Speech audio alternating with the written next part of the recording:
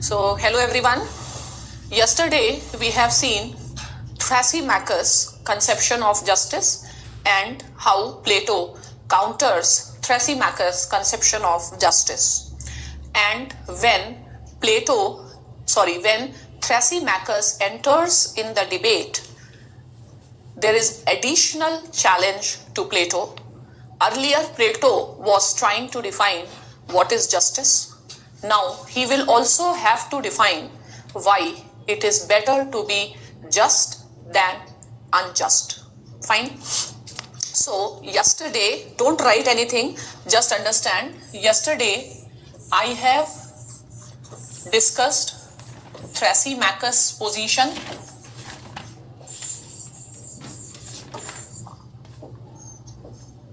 And Thrasymachus says that justice is the interest of the strong.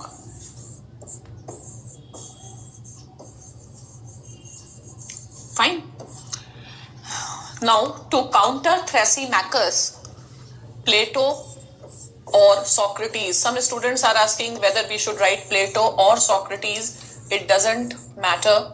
You can write either, because we are studying Plato's book Republic, and in Republic Socrates is the main character, and whatever Plato wants to tell, he tells through the character of Socrates. Okay, so Plato or Socrates, he raises three issues. First issue is, should people obey law?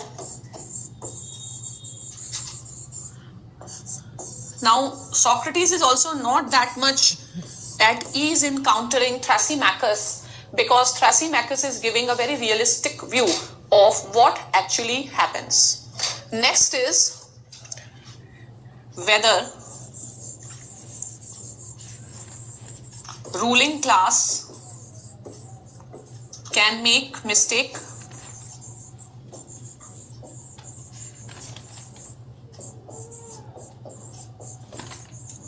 Third,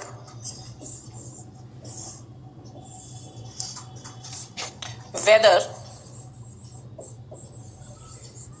ruling is an art.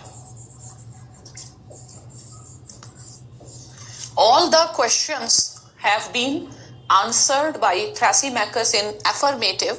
So to counter Thrasymachus, first Socrates says that, point number one, that rulers can make mistake.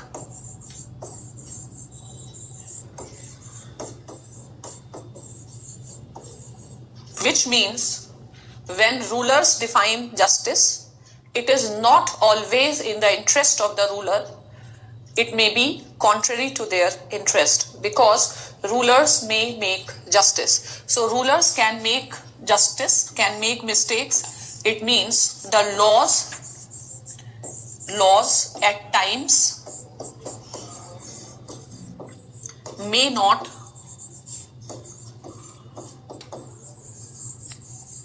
reflect the interest of the ruling class. At times, laws may not reflect the interest of the ruling class. So, point number one, it means Thrasymachus' definition has contradiction.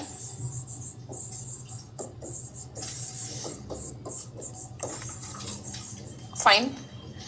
So this is how he counters, but it is not very logically and very strongly he is able to counter it. Second thing is, ruling as an art, and Socrates gives the example of a doctor. Doctor's skill is for the benefit of the patients.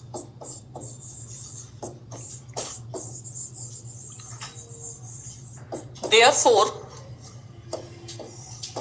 rulers skill is for the benefit of the people and not for the self.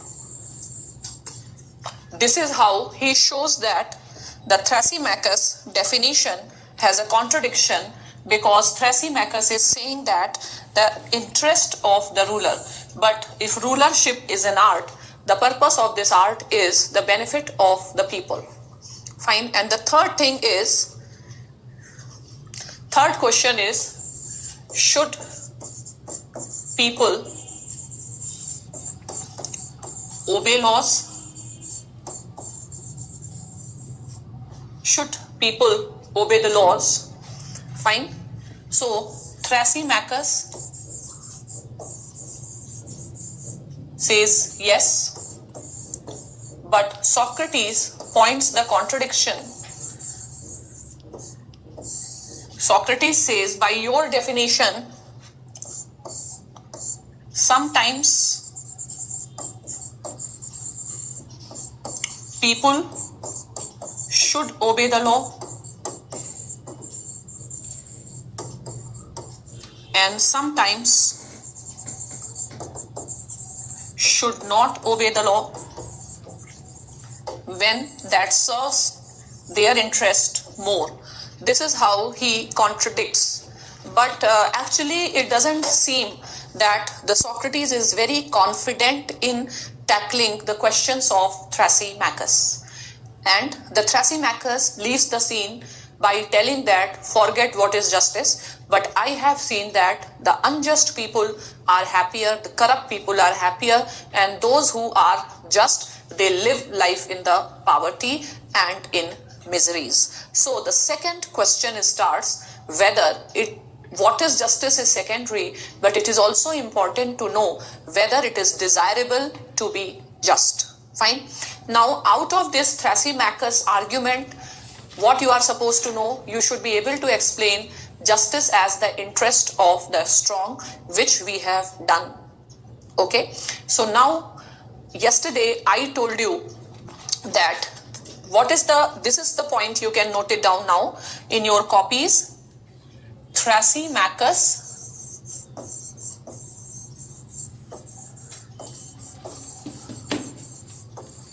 says that there was a confusion among the students with respect to this. Thrasymachus says that justice is conventional. You can have some confusion over here. That is why I am again clarifying this point. Thrasymachus says justice is conventional.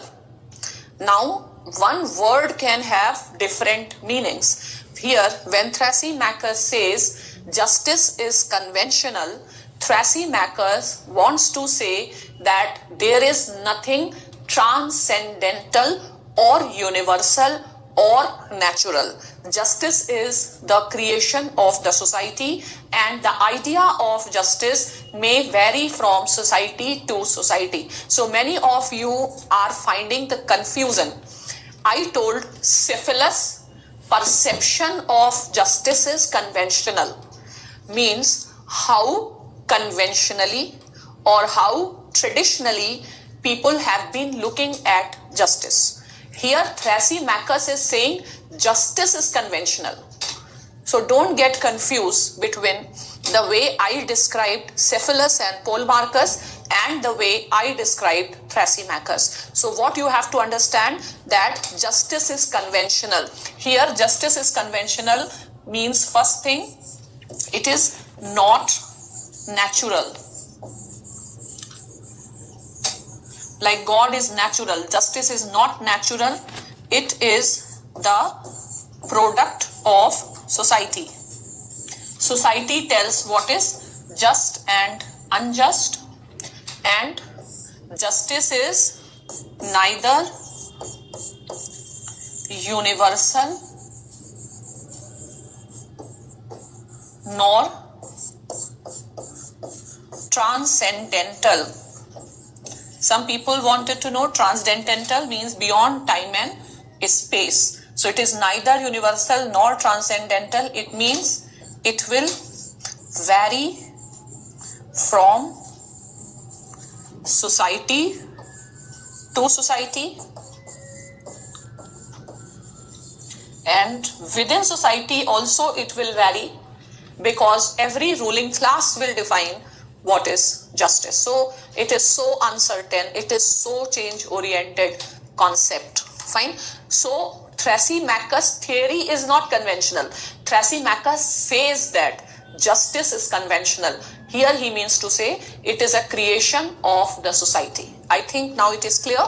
The second thing is how to describe Thrasymachus' theory of justice. So Thrasymachus' theory of justice is called as radical theory. You can write in your copy, Thrasymachus' theory of justice is radical theory. Radical means he is describing justice in a very unconventional sense, right? He is describing justice in very unconventional sense.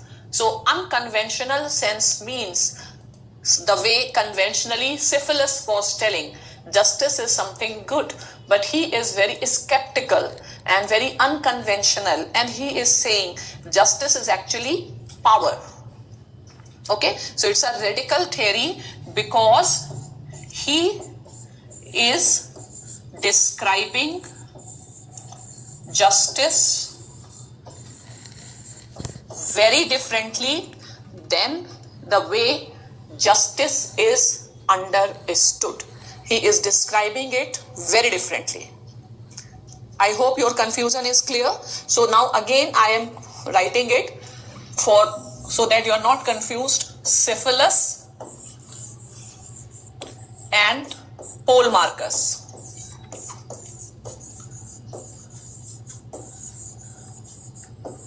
Their conception of justice is their concept or their theory of justice is conventional. Now here their theory of justice is conventional means telling about justice in the way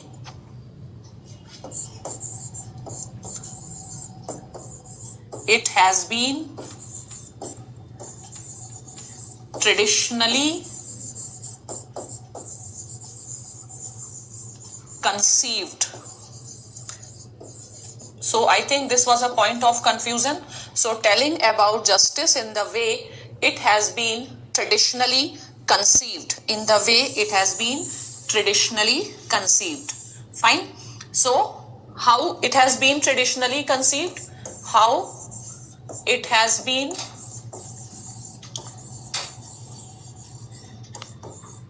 traditionally conceived.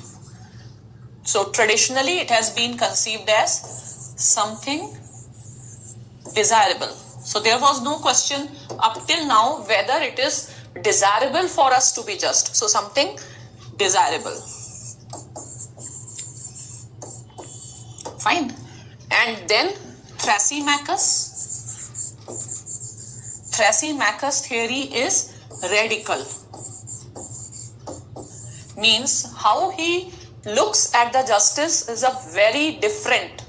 It's a fundamental difference between how he looks at justice and the traditional conception. So it is radical because it is fundamentally different. Fine. And he says justice has nothing to do with righteousness. Justice as righteousness is the traditional way of looking at it, and he says justice is power.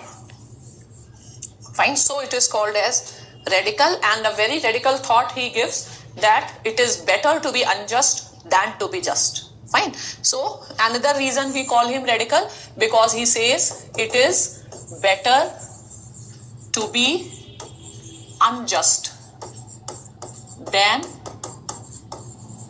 being just. Fine. And what Thrasymachus tells about justice? So Thrasymachus tells about justice is nothing universal, it is all conventional. So conventional here means product of the society and not the product of the god. Okay. Now let us see the next character. The next character is Glaucon. Glaucon. Fine. So there are two characters who come later, Glaucon and Adeimantus. It is enough if you write about Glaucon. Fine. So Glaucon and Adeimantus.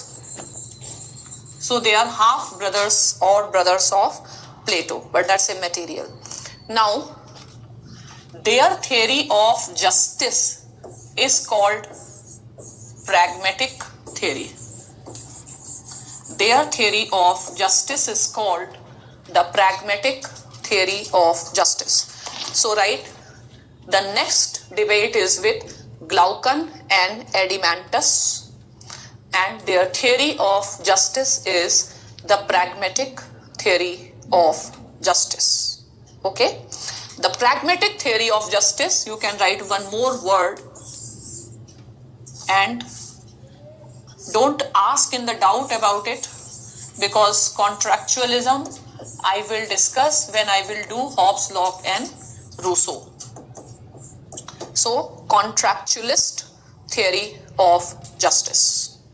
Okay, so just write Glaucon theory of justice. Here you write the pragmatic theory of justice, and Glaucon is a contractualist. I will not discuss contractualist now, nor I will discuss in the doubt session. I will discuss it only when we will do Hobbes, Locke and Rousseau. So don't ask the unnecessary question, but write it so that later on you yourself can link.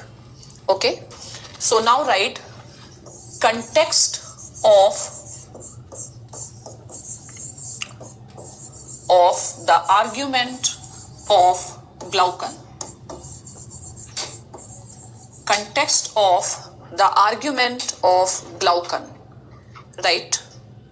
When Thrasymachus leaves the scene, comma, when Thrasymachus leaves the scene, he held that it is better to be unjust than just. He held that it is better to be unjust than just. Right? Glaucon pickups the Thrasymachus perspective. Glaucon pickups Thrasymachus perspective. Okay, right. Glaucon insists that Socrates must show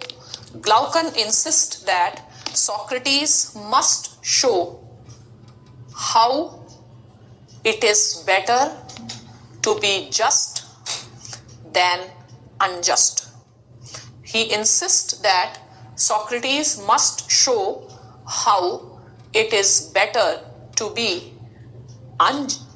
just than unjust. Fine. So write, Glaucon suggests that there are numerous examples to show that the corrupt people lead a better life than the honest people. Corrupt people lead better life than the honest people. Okay, fine. So here only I will tell about Adeimantus because not very detailed view is there. So write Adeimantus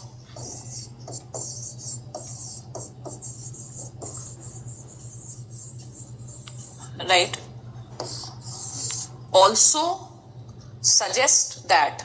So he also enters and he also suggests that. So Adeimantus also suggests that it is wiser, right? It is wiser or pragmatic. It is wiser or pragmatic to be unjust. It is wiser or pragmatic to be unjust. So I don't expect any question from these two scholars. Fine. The way there is a huge big probability of a question from Thrasymachus. So it is wiser or pragmatic to be unjust. Fine. Right. How? How Adeimantus says so?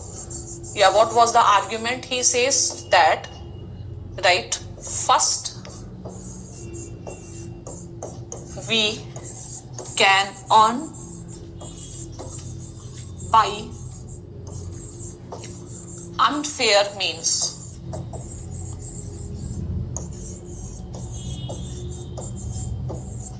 First, let us make money by fair or unfair means. Fine. This so that we will have a comfortable life. You can write, he says, what is wise thing? Earn money, and in this way we will have a comfortable life. Okay. Second, later on give the part of money for charity so that God does not remain angry with us. So that even if there is a God, God does not remain angry with us. This is how, right? This is how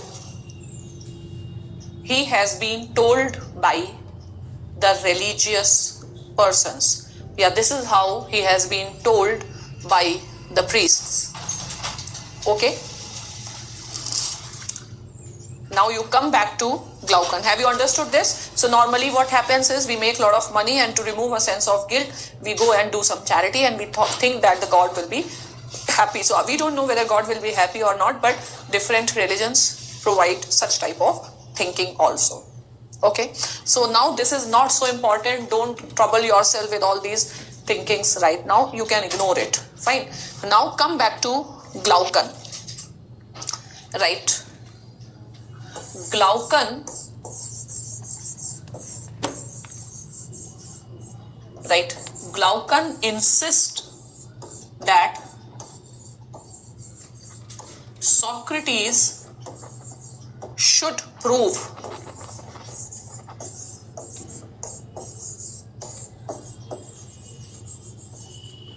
first thing, it is better to be just than unjust.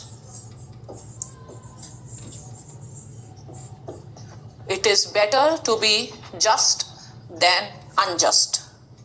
Means, first prove that justice is a virtue. Justice is a virtue. So, Glaucon insists that Socrates should prove it is better to be unjust than, it is better to be just than unjust, means the life of a just man is more virtuous than the life of unjust man. The second thing, right, he also asks Socrates to tell which type of virtue justice is. He also asks Socrates to tell which type of justice virtue is.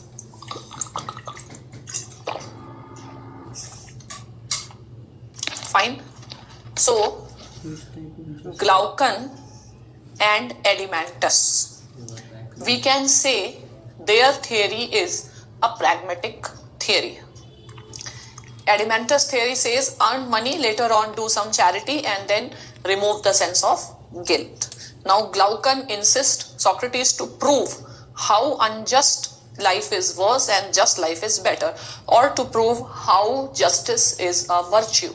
And the second thing he says, which type of virtue justice is.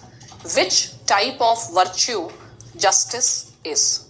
Okay, I hope this much you have written.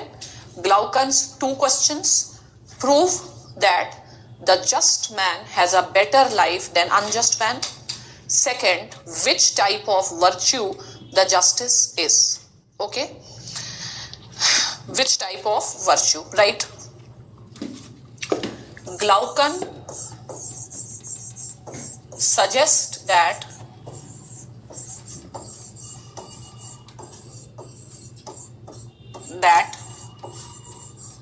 there are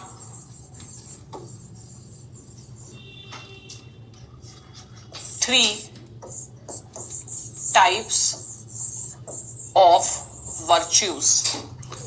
Glaucon suggests that there are three types of virtues. Write it down. Glaucon suggests that there are three types of virtues. So lot which I am discussing, everything is not so relevant for exam.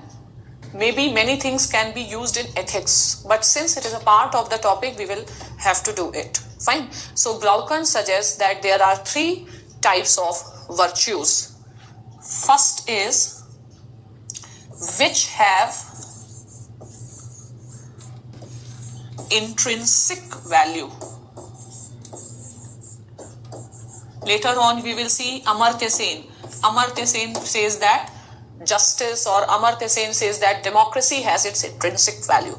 Intrinsic value means which have intrinsic value, which means which is a value in itself. Write it down. Glaucon says there are three types of values, and he wants Socrates to tell justice is which type of value. Fine. So first Glaucon says justice, the first type of value is intrinsic value. Few things have intrinsic value. Okay, write it down. Intrinsic value means a value in itself. Intrinsic value means a value in itself. Write it down. Value in itself.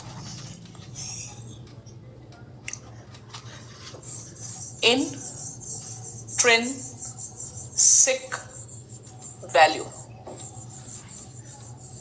Most of the time students don't understand value. What is value?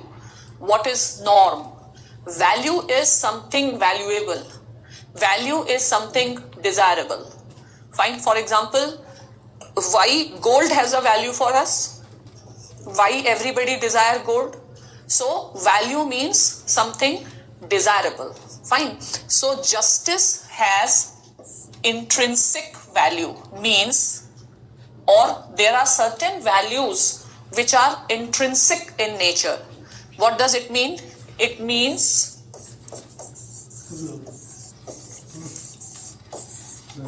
they are valuable, they are valuable in themselves. It means they are valuable in themselves. It means we value them for their own sake. We value them for their own sake. Fine. For example, now there can be a subjectivity in this. So for me, I will say the knowledge has an intrinsic value. Means knowledge is valuable for me for its own sake. I feel a sense of empowerment in gaining knowledge. Amartya Sen described democracy having an intrinsic value. So that can vary from person to person, but there are some goods, certain things which people want to possess just because they themselves have some intrinsic value. So I can even say, for example, gold. Gold can have an intrinsic value. Fine. Gold, beauty, knowledge, wisdom, justice, any such thing. Now, the second type of virtues are which have instrumental value. Instrumental value. Second type of virtues are those which have instrumental value. Instrumental value means, right, which are valuable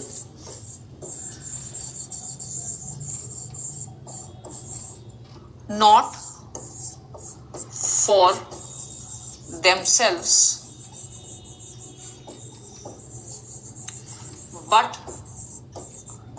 for the consequences they have or the consequences they produce. So instrumental values means which are not valuable for themselves but for the consequences they produce. Fine. So for example, the money may have instrumental value. What will I keep? What will I do keeping money in my bank? No. So I need money to buy house, to buy car, to buy something. So money has an instrumental value for me. Fine. Friendship may be intrinsic value to me. Fine. And the third is both. Both, right? The third is both. Means those who have those virtues which have both the intrinsic value as well as the instrumental value. Third is both the things which have the intrinsic value as well as the instrumental value. Okay. Right. Next paragraph. Right. Glaucon suggests that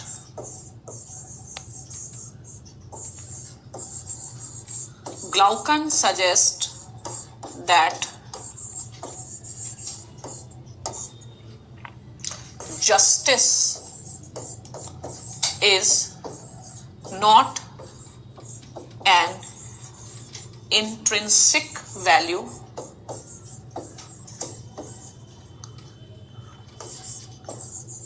comma justice has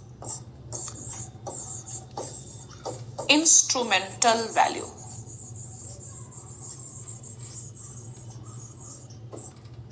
Instrumental value. So rather than having an intrinsic value, justice has the instrumental value. This is Glaucon's view. So Glaucon suggests that justice is not an intrinsic value, but justice is an instrumental value. Okay. Again you write, it means justice is important for the consequences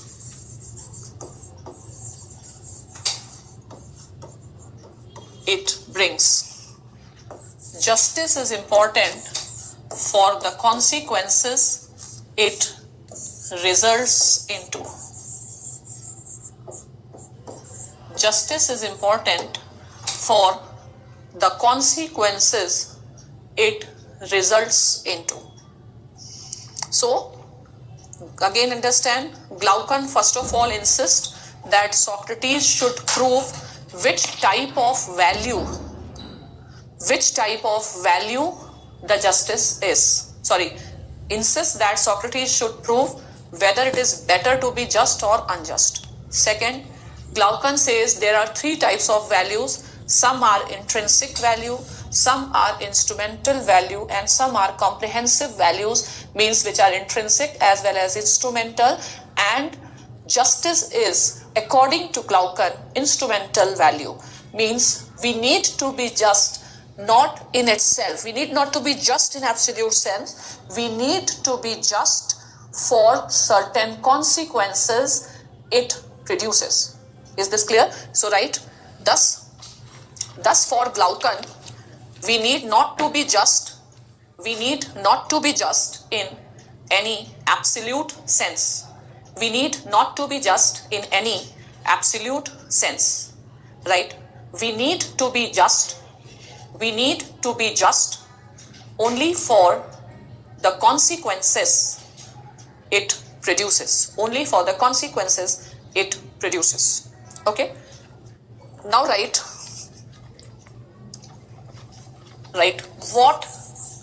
this question. What is the instrumental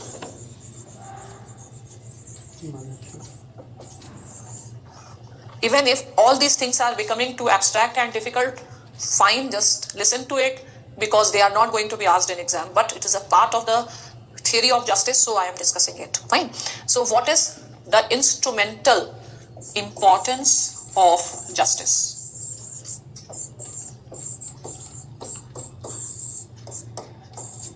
What is the instrumental importance of justice? Right. Write this question. What is the instrumental importance of justice? Right. According to Glaucon,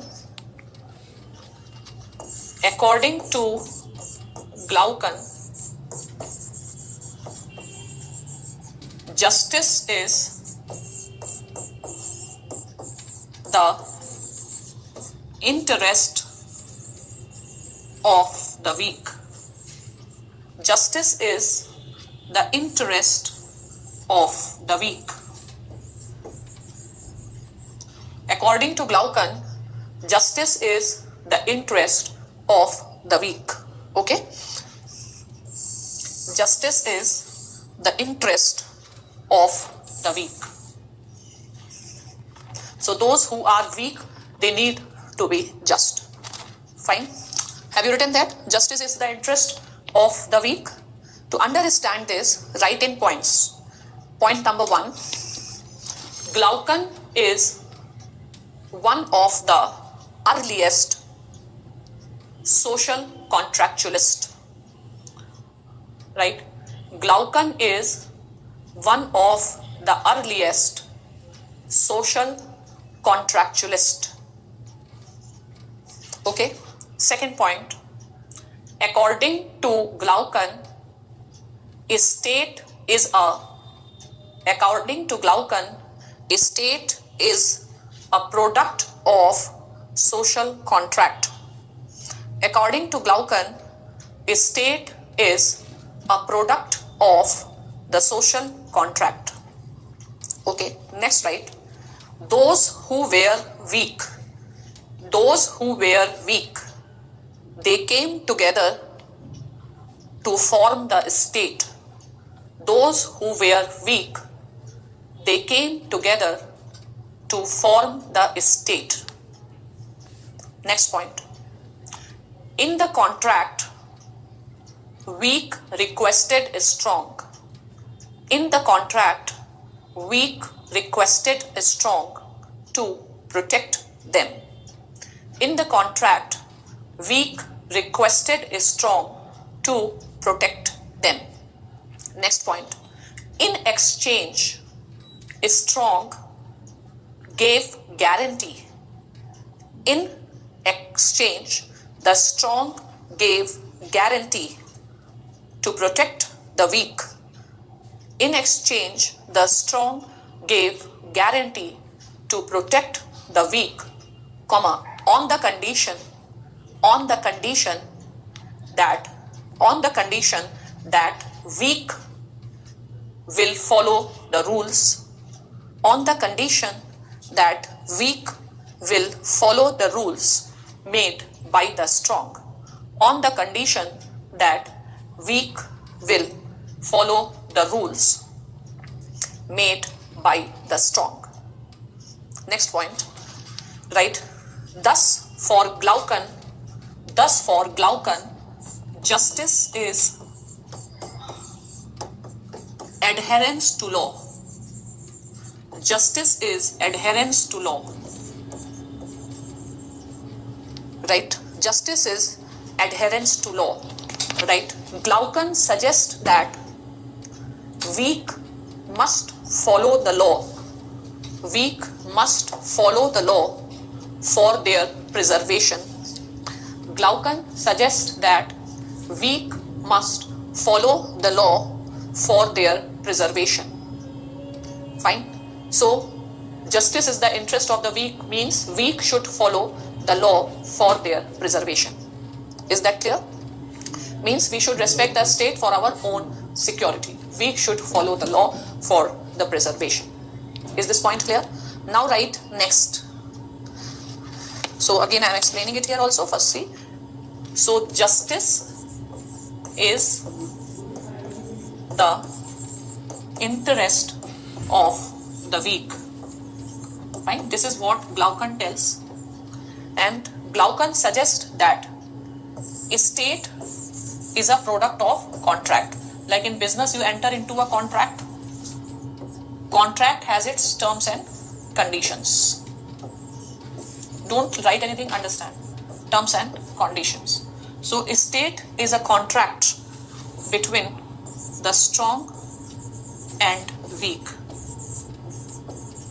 So weak requested strong to protect them. In return, weak will agree that they will abide by the law made by the strong. So if he is equating justice and state with law, he says that it is in the interest of the weak to protect, to obey the law for its preservation. Okay. Now this is just a background.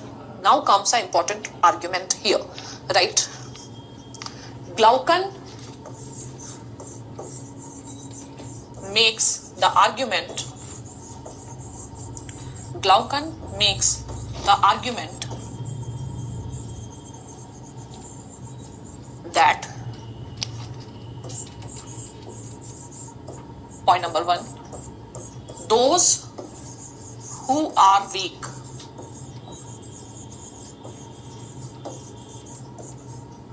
need to be just.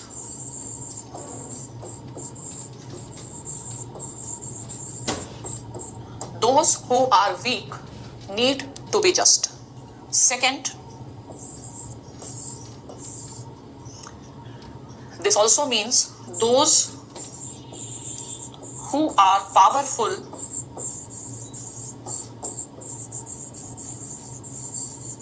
need not to be just.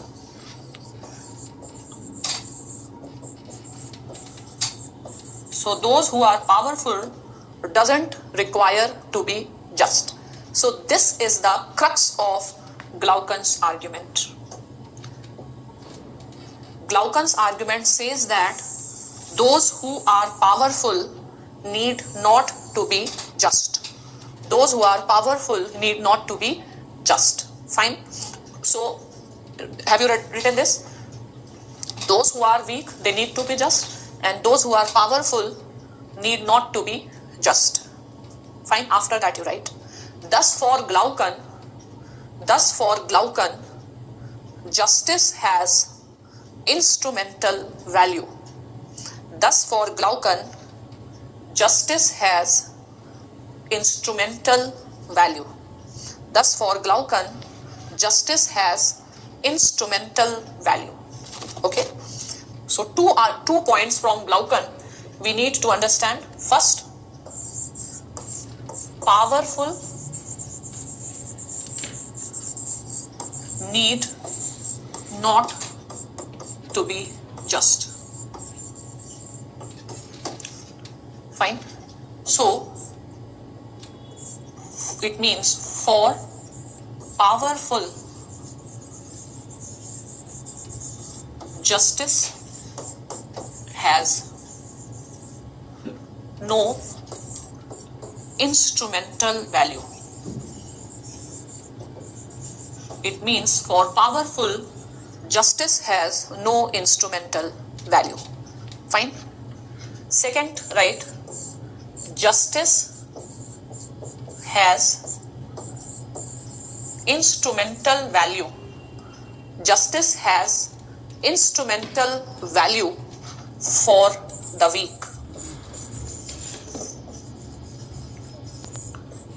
Justice has instrumental value for the weak. Fine, right? Why? Justice has the instrumental value for the weak. Fine, right? Why?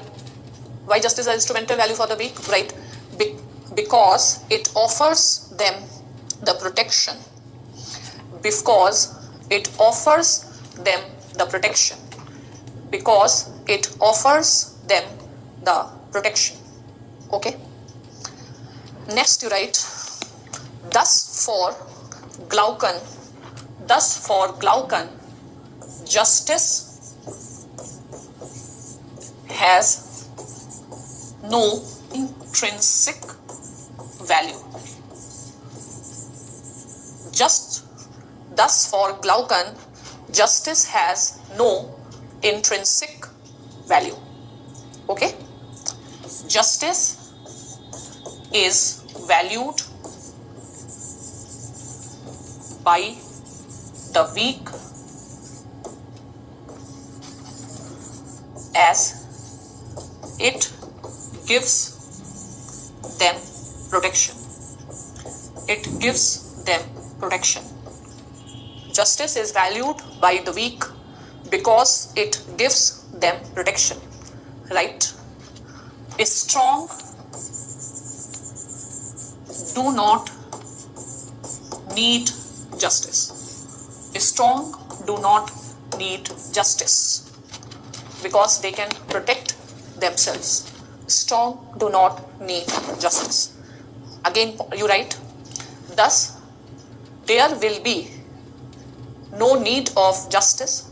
Alright, thus nobody will be just who has power. Thus nobody will be just who has power, because he doesn't have to be just. One who has a power doesn't have to be just, and justice is meant only for those who are weak. Okay, so for Glaucon, justice is not a comprehensive value. Justice is just an instrumental value, and if I am strong, I don't need justice. And if a person has a power, he will not require to be just, he will not be acting with justice. Is this point clear? So I will again connect the dots. Point number 1, when Thrasymachus leaves the scene, he gives this food for thought to the Plato that it is better to be unjust than to be just, because the life of unjust persons is better. From there, the Glaucon and Adeimantus picks up.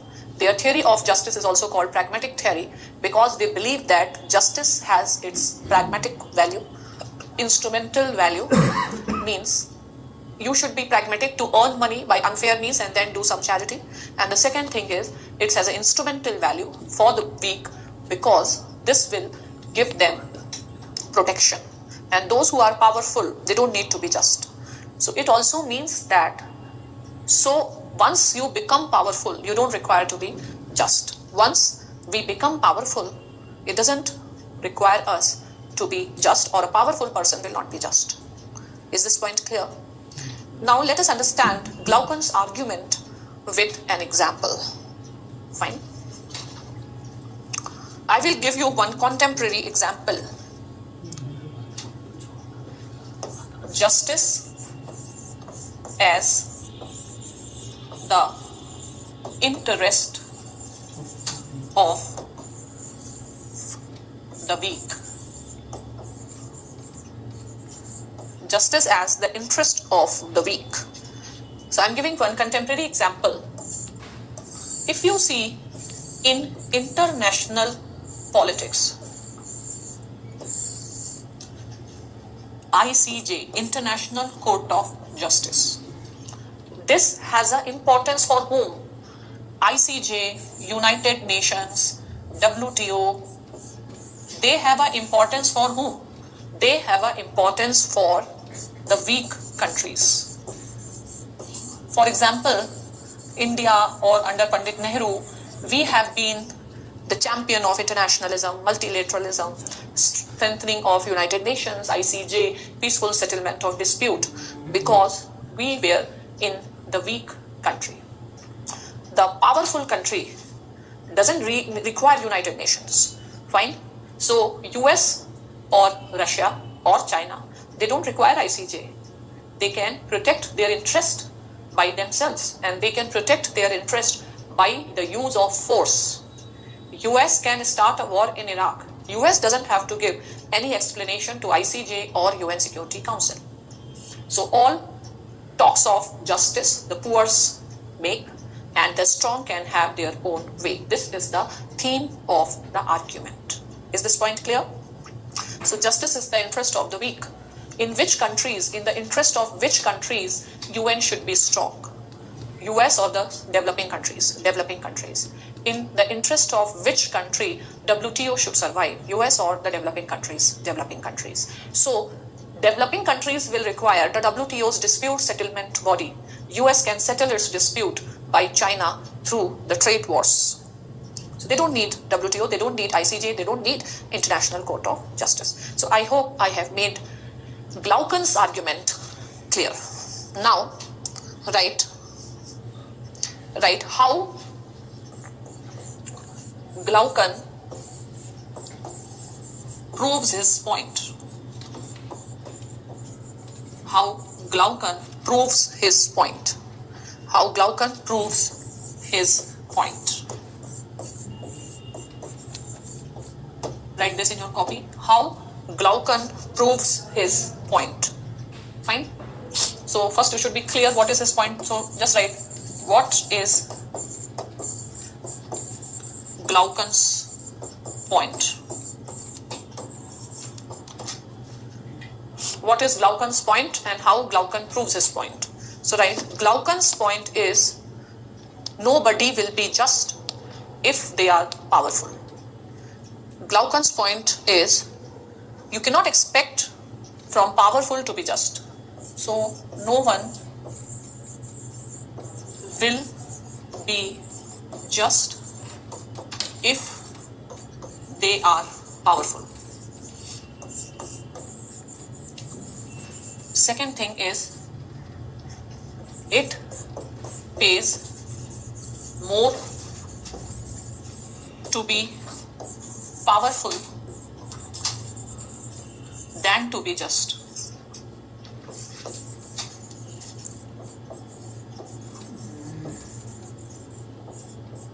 It pays. So in international politics, what makes sense? Becoming more powerful or rallying for justice? We want justice.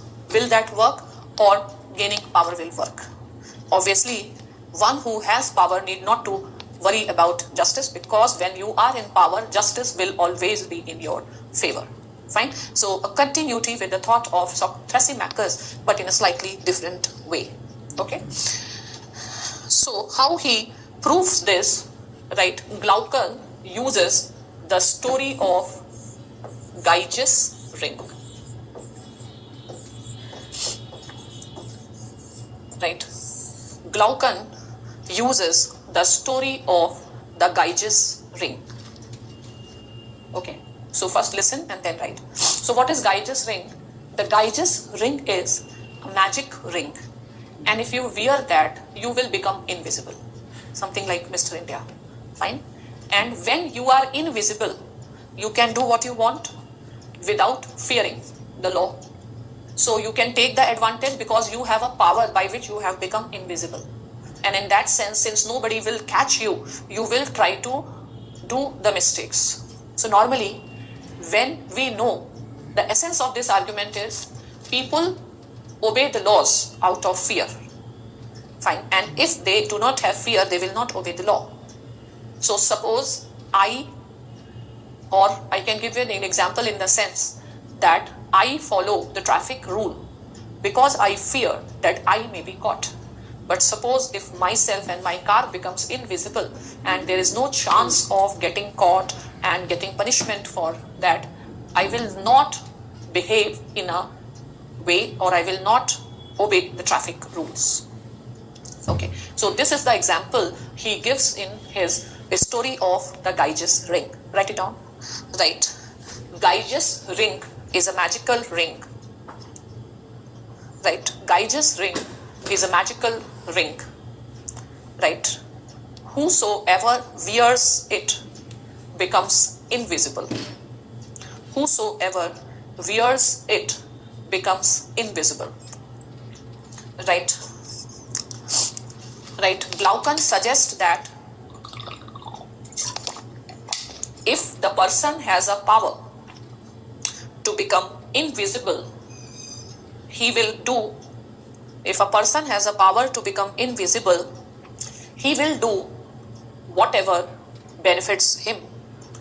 If a person has a power to become invisible, he will do whatever benefits him. Okay, right? He will not have the fear of punishment. He will not have the fear of punishment. Hence, he will not follow the law. Hence, he will not follow the law. Okay, right? Thus, for Glaucon, people follow the law only out of fear. Thus, for Glaucon, people follow the law only out of fear. Right? If there is no fear of punishment, they will not follow the law. Next point, Glaucon equates law and justice. Glaucon equates law and justice. Okay. Right next. Now, right next paragraph. Now, Socrates faces the tough challenge. Now, Socrates faces the tough challenge. Next point, Glaucon equates law and justice. Glaucon equates law and justice. Okay. Right next. Now, right next paragraph. Now, Socrates faces the tough challenge. Now, Socrates faces the tough challenge to show that point number 1, justice has a comprehensive value.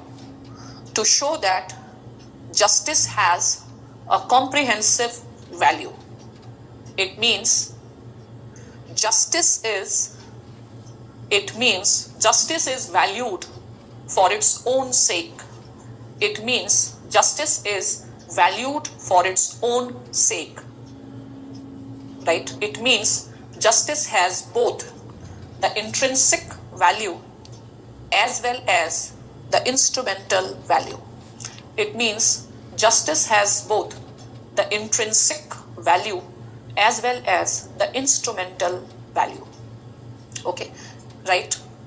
Socrates has to prove that it is better to be just than unjust.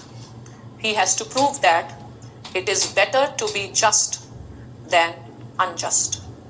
Next, Socrates has to prove that justice is needed for all. Socrates has to prove that justice is needed by the all, whether a person is strong or weak, whether the person is strong or weak. Right, next paragraph. However, to prove that justice is desirable,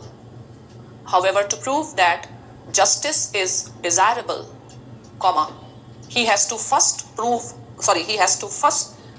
tell what is justice. He has to first tell what is justice. Okay? Now write discussion from now onwards. Right? From now onwards, Socrates attempt first to define justice, and second to prove that justice is a comprehensive value.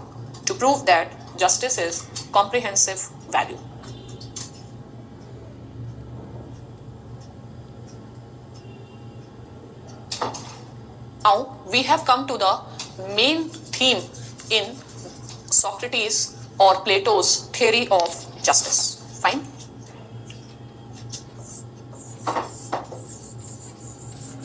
Main theme. And here we will see city soul analogy.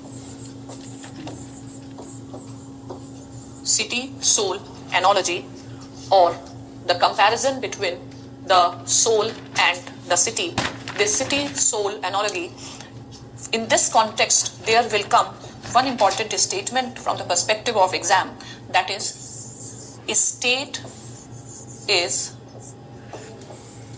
individual,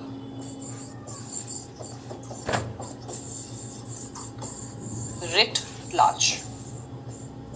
So the objective of the discussion will be to prove that state is individual writ large. So you can call it as city and soul analogy. Fine.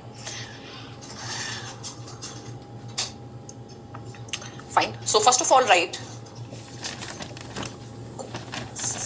what is the objective of Socrates? What is the objective of Socrates? What is the objective of Socrates? Fine. Two objectives. Point number one, tell what is justice. What is justice? So define justice, or basically tell the idea of justice. So the objective of Socrates is to define justice, or to give the idea of justice. Write it down. What is justice, and to give the idea of justice. Fine. Now the idea of justice. I am emphasizing on this word, the idea of justice. The idea of justice means the perfect idea of justice. The perfect idea of justice. So what is the objective of Socrates? To give the definition of justice, means to explain what is justice. Now, it's not that to give any idea as idea, but to give the perfect idea of justice. Fine? Write this. So the objective of Socrates is to give the perfect idea of justice.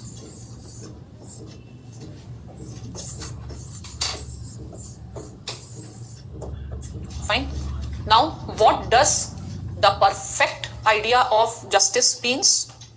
The perfect idea of justice means the idea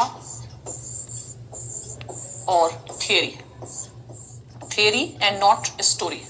The idea or the theory of justice. The idea, theory is also a true knowledge. The idea or theory of justice, which is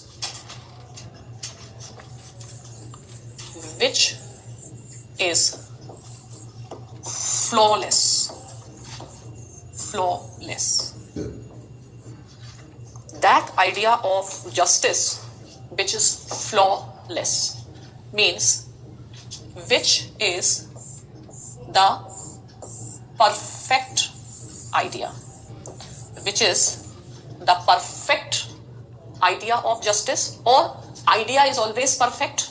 Any idea is not idea. The characteristic of idea is perfection.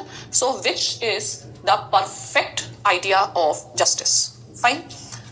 So perfect idea means no contradictions.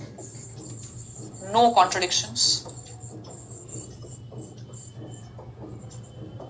No contradictions. The idea of justice which is free from contradictions. Fine. Now write, it means no contradiction means he wants to achieve synthesis. Synthesis is the stage when all contradictions end. Fine. Logically consistent. The perfect idea of justice and that idea which has no contradiction. Fine. So far we have seen the ideas. One given by Syphilis, which has its own contradiction, Paul Marcus. So Syphilis says justice is giving everyone due, but the contradiction is you cannot apply in a situation where a person has gone mad. Then Paul Marcus, idea of justice, doing good to your friends and evil to your enemies, but the contradiction is we do not know who is enemy and who is friend, so we may end up harming our friends. And then the Thrasymachus idea is contradiction, because on one hand Thrasymachus believes that justice is the interest of strong. On the other hand, Thrasymachus also accept that even the strong can commit mistakes, so they may not end up in fulfilling their own interests. So all these ideas are contradictions. They may be half truths, or they may have some percentage of truth, but not the complete truth. And then the Glaucon's theory that justice is the interest of the weak. All these theories are what the contradictory theories, and Plato wants the theory of justice which is universal, which is transcendental, and which is perfect. Okay, so you can write that Plato aims to give the theory of justice. Plato aims to give the theory of justice which is perfect, or which is flawless theory of justice. Okay, so perfection belongs to the world of idea. Perfection belongs to the world of God. Fine. So what you understand, or the perfection or the perfect theory of justice means to understand the idea of justice, to understand the God's idea of justice. Fine. So you can just write that again, right, for your understanding. Plato wants to understand the perfect view of justice, or the perfect idea of justice. Fine. This perfect idea of justice, we can also call it as the idea of justice. The idea of justice. Fine. the idea of justice means, which is the ultimate idea of justice. Ultimate idea of justice. So Plato does not want the opinions about justice. Plato wants the true knowledge of justice. So true knowledge of justice is like understanding the idea of justice. Understanding the idea of justice. Fine. So idea means perfection. Means flawless. Flawless. Idea means perfection, flawless, or free from contradictions. Fine. So Plato wants to know the idea of justice. Fine. Now write, what are the characteristics of idea? What are the characteristics of idea? What are the characteristics of idea? Idea of justice मतलब लेकिन idea का characteristic क्या होता है? Okay, so what are the characteristics of idea? Okay, so write, first thing, idea does not belong to the world of time and space. Of time and space. This word is a word of time and space. Here you can talk everything in context of time and space. But idea does not belong to the word of time and space. So anything belonging to the word of time and space is relative. Anything belonging to the word of idea is not relative. Fine. So idea is beyond time and space. Idea is beyond time and space. Fine. Thus, right? Thus, he wants to give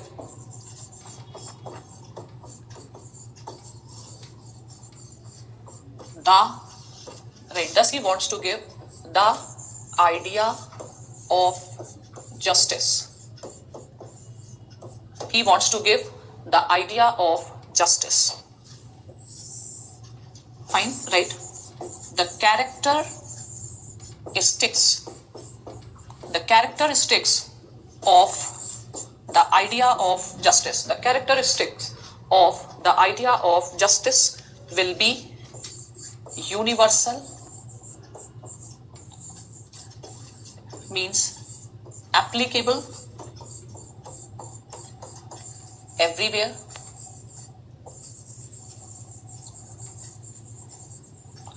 transcendental,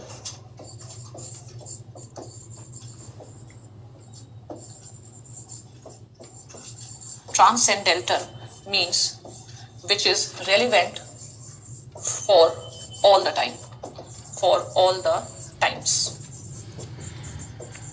So Plato wants to give the idea of justice.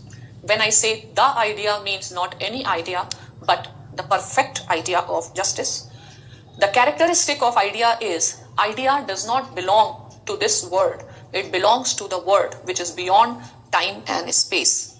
Idea's characteristic is, it is universal and it is transcendental.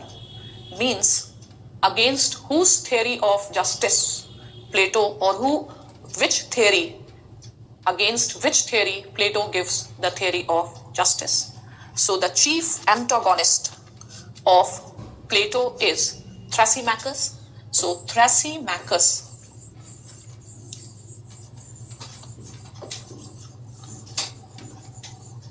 theory of justice is what? According to Thrasymachus, justice is conventional So justice is relative. It changes with the rulers. So against Thrasymachus' theory of justice, Plato gives which idea of justice? Which is not conventional, which is universal, which is transcendental. Fine? Not universal, rather transcendental.